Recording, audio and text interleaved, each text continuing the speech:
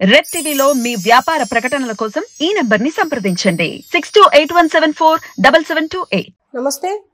ప్రస్తుతం మనతో పాటు సీనియర్ జర్నలిస్ట్ దాము బాలాజీ ఉన్నారు. ఆయనతో మాట్లాడదాం. నమస్తే సార్. నమస్తే సార్, ఎస్ఐబి డిఎస్పీని అరెస్ట్ చేసిన విషయం తెలిసి ఆ ప్రణీత్ రావుని ఇప్పుడు విచారిస్తే కొందరు పేర్లు బయట తీశారు అని చెప్పి తెలుస్తుంది. ఎవరెవరి పేర్లు వచ్చినాయి సార్? ప్రణీత్ రావు డిఎస్పీ ఎస్ఐబి ఆయన అరెస్ట్ చేశారు, జైలుకి పెట్టారు. అయితే జైలుకి పెట్టక ముందు ఆయన విచారించారు.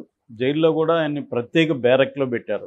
ఎవరి నిఘా సీసీటీవీల నిఘాలో ప్రత్యేక బ్యారక్లో పెట్టారు. ఏ ఖైదీ కానీ ఏ గార్డు కానీ ఎవరంటే వాళ్ళు వెళ్ళి కలవడానికి లేదు. ప్రత్యేకమైన నిఘాలో ఆయన పెట్టారు. ఎవరు కలుస్తున్నారో అంతా కూడా రికార్డ్ అవుతుంది. సో ఇప్పటి వరకు అయితే ఆయన ఇద్దరే కలిశారని చెప్తున్నారు. ఒకరు అనుదీప్ అని ఆయన అడ్వకేటు, రెండు వంశీ అని వాళ్ళ బ్రదరు, వీళ్ళిద్దరే వెళ్ళి కలిశారని చెప్తున్నారు. అయితే ప్రణీత్ ని వీళ్ళు బాగానే గ్రిల్ చేయగలిగారు. ముఖ్యంగా ఆయన సెల్ ఫోన్లు తీసుకున్నారు, పాతవి ఇప్పటిది. దాన్ని వీళ్ళు క్షుణ్ణంగా పరిశీలిస్తే వీళ్ళకి ఆ డేటాని రిట్రీవ్ చేశారు. సెల్ ఫోన్లో కూడా డిలీట్ అయింది. బట్ ఇవాళ ఏంటంటే ఎక్కడా కూడా హార్డ్ డిస్క్లో డేటాని కంప్లీట్గా ఎరేజ్ చేయడం అనేది కుదరదు, మళ్ళీ రిట్రీవ్ చేయొచ్చు అనమాట. అట్లాగా అంటే ఆయన హార్డ్ డిస్క్లు అయితే 42 హార్డ్ డిస్క్లు ధ్వంసం చేసేస్తాడు. అవి ధ్వంసం చేశాడు కాబట్టి అవి దొరకవు, కాబట్టి రిట్రీవ్ చేయలేరు. అట్లాగే 1600 పేజీల డాక్యుమెంట్స్ కూడా ఆయన ధ్వంసం చేశాడు. అయితే ఈ ఆయన ఫోన్ల ద్వారా ఆయనకి ఏంటంటే ఇప్పుడు పాత డేటా అంతా రిట్రీవ్ అయిపోయినాక ఎవరెవరు కాల్స్ చేశారు, ఎవరు ఈయనకి గైడ్ చేశారు, ఈయన ఎవరికి రిపోర్ట్ చేశాడు, ఇవన్నీ దొరికిపోయినాయి వాళ్ళకి. దాంతో ఆ డేటా పెట్టుకొని ఆయన విచారణ జరిపారు. విచారణ జరిపినప్పుడు ఆయన కూడా పనిచేశాడు కదా, పోలీస్ ఇన్వెస్టిగేషన్ ఎలా ఉంటుందో తనకు కూడా తెలుసు కదా. సో తను ఈ దీంట్లో నుంచి ఎస్కేప్ కావడం, గవర్నమెంట్ సీరియస్గా తీసుకుంటే మనం బయటపడడం కష్టం అన్న ఆలోచనకి ఆయన వచ్చినట్టుగా తెలుస్తుంది. అడ్వకేట్స్ కూడా ఆయనకి, ఎందుకంటే ఇదేదో ఆయన సొంత పని కోసం చేసింది కాదు.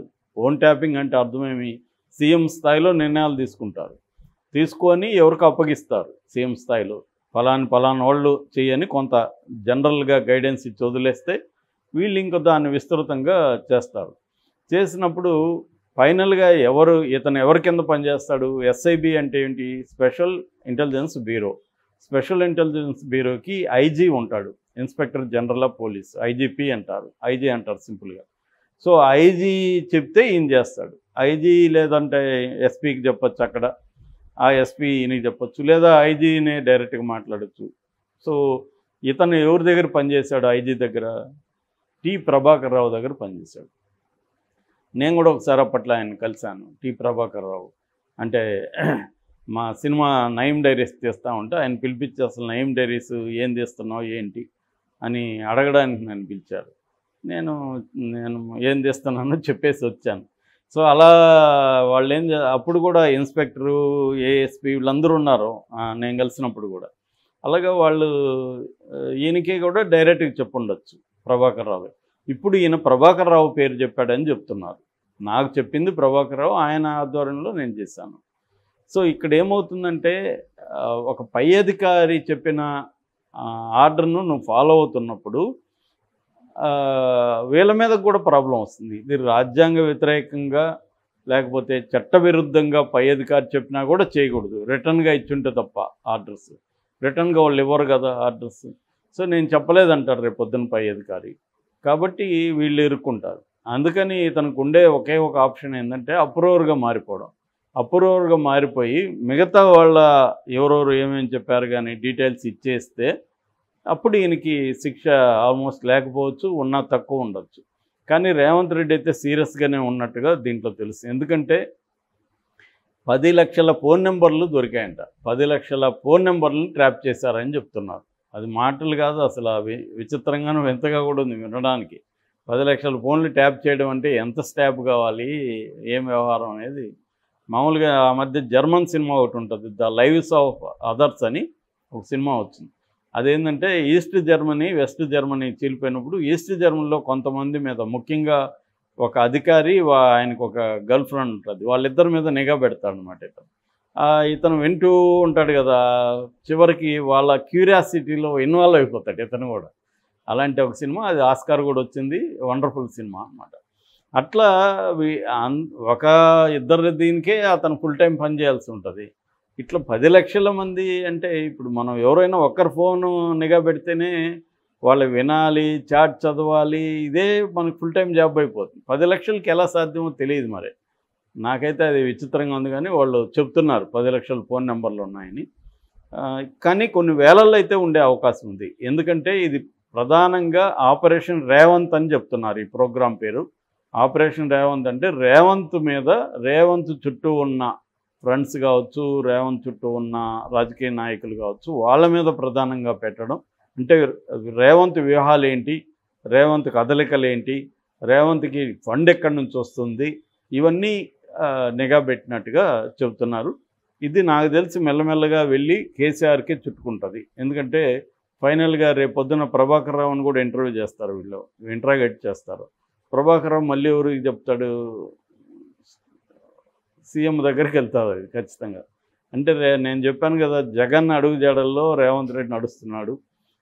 గత ప్రభుత్వంలో ఉన్న అనేక అవకతవకలను బయటికి తీయడం, ఆ ప్రభుత్వంలో ఎవరైతే బాధ్యులు ఉన్నారో వాళ్ళని కేసులు పెట్టడం, జైలుకి పంపించడం, దాన్ని కంప్లీట్గా ఆ పార్టీని ధ్వంసం చేసేయడం అన్న మిషన్లో రేవంత్ రెడ్డి ఉన్నాడు.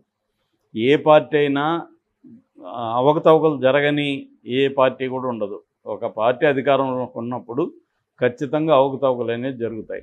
అది 2 రకాలుగా జరుగుతుంది. ఒకటి, డబ్బులు పెద్ద ఎత్తున మిస్యూజ్ చేయడం, తినేయడం. ఎందుకంటే నెక్స్ట్ ఎలక్షన్లో ఫండ్ కావాలి. అట్లాగే తమ ఫ్యామిలీస్కి రేపు ఏదైనా కష్టాలు వస్తే వందల వేల కోట్లు కావాలి. ఇవాళ ఏంటంటే మనం చాలామంది అమాయకంగా అడుగుతూ ఉంటారు, డబ్బులు ఏమన్నా తింటారా, బంగారం ఏమన్నా తింటారా, ఎందుకు రాబాయి, ఎందుకు గ్రీడ్, అది ఇదని మాట్లాడుతుంటారు. కానీ రాజకీయ నాయకులను అర్థం చేసుకొని, సిస్టమ్ని అర్థం చేసుకుంటే, ఇప్పుడు మన చంద్రబాబు అరెస్ట్ అయితే ఆయన ఎన్ని కోట్లు ఖర్చు పెట్టాల్సి వచ్చింది, ఏది లీగల్గా మనకు తెలియకుండా రహస్యంగా ఎక్కడెక్కడ ఖర్చు పెట్టామో మనకు తెలియదు. మనకు తెలిసే లాయర్లకే కనీసం 100 నుంచి 200 కోట్లు అయితే ఖర్చు పెట్టుంటారు. ఇంకా ఎక్కడెక్కడ ఏవేవో కదపాల్సి ఉంటుంది. ఆ కదపడానికి మామూలుగా సరిపోదు. ఆ మధ్య కూడా మనకు గాలి జనార్దన్ రెడ్డి బెయిల్ కోసం 200 ఇచ్చాడు ఆయన. 200 అంటే 200 కోట్లు. ఒక్క బెయిల్ కోసం 200 కోట్లు ఇచ్చాడంటే సిబిఐ కోర్టు జడ్జికి ఊహించుకోవాలి. ఎన్ని వందల కోట్లు, వేల కోట్లు అయితే సరిపోతాయి వాళ్ళకి. అందుకని ఏంటంటే ఇవాళ రెండోది ఏంటంటే డెవలప్మెంట్ కూడా ఇండియాలో పెద్ద ఎత్తున పెరగడం వల్ల కూడా ఇప్పుడు 1,00,000 కోట్లు కాళేశ్వరం ప్రాజెక్టులకి పెట్టింది ఖర్చు. 1,00,000 కోట్లు 20% వేసుకున్న 20,000 కోట్లు తినేయచ్చుగా ఈజీగా. కాబట్టి ఇవాళ 1,000 కోట్లు అనేదానికి పెద్ద వ్యవహారం ఏం లేదు. అందువల్ల కరప్షన్ పెద్ద ఎత్తున ఉంటుంది. రెండవది ప్రత్యర్థిని స్టడీ చేయడం. సంజు అని Chinese strategist art of war అని బుక్ రాశాడు. దాన్ని బేస్ చేసుకొని ఎండమూరి విజయానికి 5 మెట్లు కూడా రాశాడు. దాన్నే కాపీ కొట్టి కొద్దిగా అడాప్ట్ చేసి, అది వెరీ ఇంపార్టెంట్ టెక్స్ట్ అనమాట. గెరిల్లా వార్ఫేర్కి యుద్ధంలో శత్రువుతో ఎలా ఇది చేయాలని, అది రాజకీయాలకు పనికొస్తుంది, కార్పొరేట్ సెక్టర్లో కూడా ఇది అప్లికబుల్. సో దాంట్లో ప్రధానంగా ఏం చెప్తారంటే డిసెప్షన్ అనేది ఆర్ట్ ఆఫ్ వార్లో చాలా ఇంపార్టెంట్. అట్లాగే you should know the enemy more than himself అంటాడు అతను. శత్రువుని తనకంటే కూడా నీకెక్కువ తెలియాలి. అతని గర్ల్ ఫ్రెండ్ ఎవరు, అతని ఫ్యామిలీ ఏంటి, అతను ఎవరోని కలుస్తారు, అతని హాబీలు ఏంటి, అతను ఏ బ్రాండ్ సిగరెట్ తాగుతాడు, ఏ బ్రాండ్ మందు తాగుతాడు, అన్ని విషయాలు తెలియాలి. కాబట్టి నిఘా అనేది ఆ స్థాయిలో పెడతారు. ఇవాళ ఇంతకుముందు నిఘా అనేది కన్వెన్షనల్గా ఉండేది. ఫర్ ఎగ్జాంపుల్ మేము ఆంధ్రప్రదేశ్ పౌర హక్కుల సంఘంలో పనిచేసేటప్పుడు మేము ఏదన్నా ప్రెస్ నోట్ ఇస్తే ఆ నోటు ఎస్ఐబి వాళ్ళ చేతులకి వెళ్ళిపోయేది. అంటే మా హ్యాండ్ రైటింగ్ కూడా వాళ్ళు చెప్పేస్తారు, అనలైజ్ చేస్తారు మా హ్యాండ్ రైటింగ్ కూడా. అట్లాగే మాలో ఎవరైనా ఒక్కపొడి తింటే ఏ బ్రాండో కూడా వాళ్ళు చెప్పగలరు అనమాట. ఇటువంటి ఒక నిఘా వ్యవస్థ ఉండేది. ఇవాళ అది అవసరం లేదు, ఫోన్ ఒకటి తీసుకుంటే చాలు.